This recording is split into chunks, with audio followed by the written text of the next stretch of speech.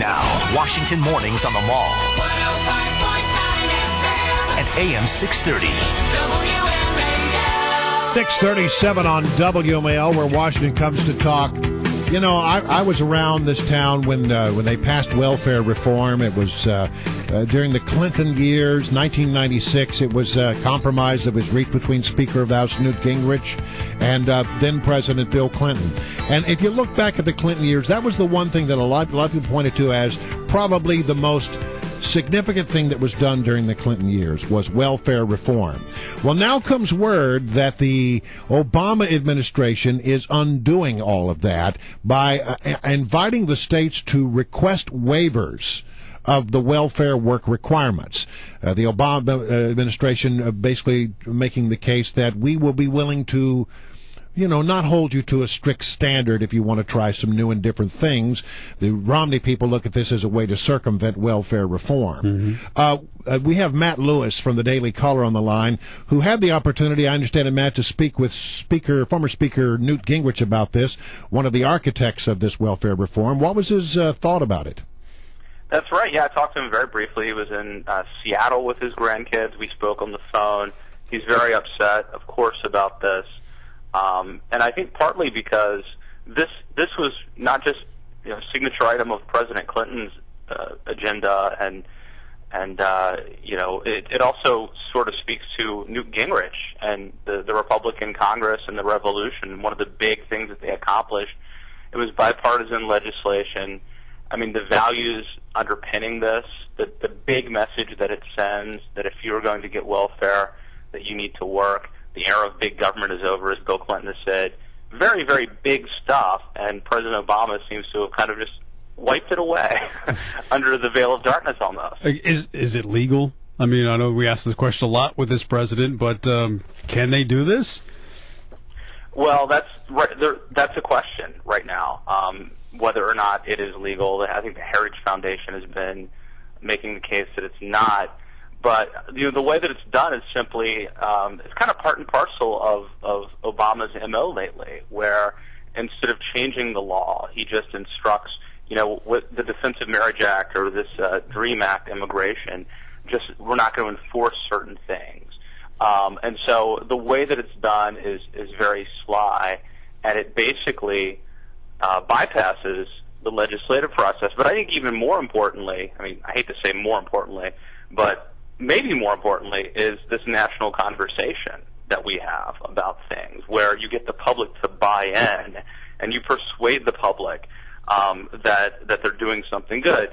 And that's what's really damaging about this. There are very few things over the last decades that Republicans and Democrats have generally agreed on, but a few of them have been the Defensive Marriage Act and welfare reform, and President Obama has changed those. It is sort of mind-boggling, Matt, when you look at, how this president goes about it. If he disagrees with a law, by the way, a law that was passed by Congress and it was signed into law by a previous president, it's on the books. He doesn't want to fight with Congress. He doesn't have the ability to go back and make a new case and win the argument. So he just ignores those laws that he disagrees with. Absolutely. And, I don't have to tell you the signal that sends. Well, the rule of law is supposed to mean something in this country. When a law is passed, it's actually supposed to mean something.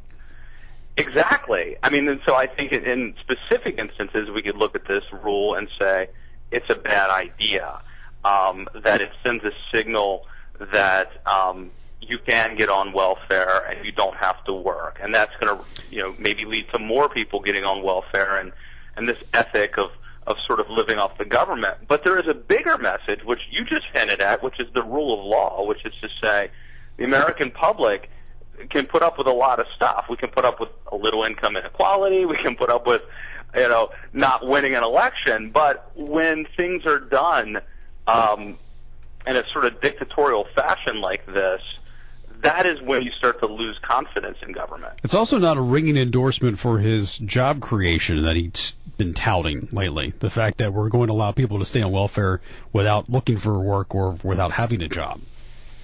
Right. If someone puts two and two together, that's what you get. It's funny, by the way, I also posted a video this weekend from 2008 when then Senator Obama was in a debate with John McCain at Saddleback, and he told Rick Warren asked, "What is some issue that you've changed your mind on?"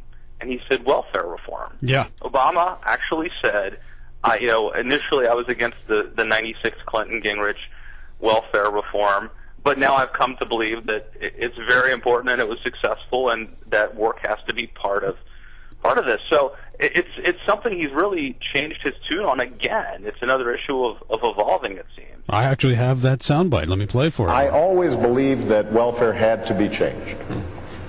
I was much more concerned 10 years ago when President Clinton initially signed the bill that this could have disastrous results. And he said it worked better than I think a lot of people anticipated. And I guess that included the president, but now he's changed it. Well, I mean, let's be honest about this. This is an attempt to buy votes. Yeah. Well, it is interesting because on one hand, it seems like a bad campaign strategy because welfare reform was incredibly popular. President Clinton obviously did it, I would argue partially for political purposes, although I think it was definitely the right thing to do. But it does seem interesting that President Obama, all of these decisions seem targeted toward what you might consider the Democratic base, whether that's gay rights advocates or whether that's, in this instance, people who, and there were liberals. I mean, let's be honest, in 96 there was a faction of liberals who did not support the Clinton-Gingrich idea.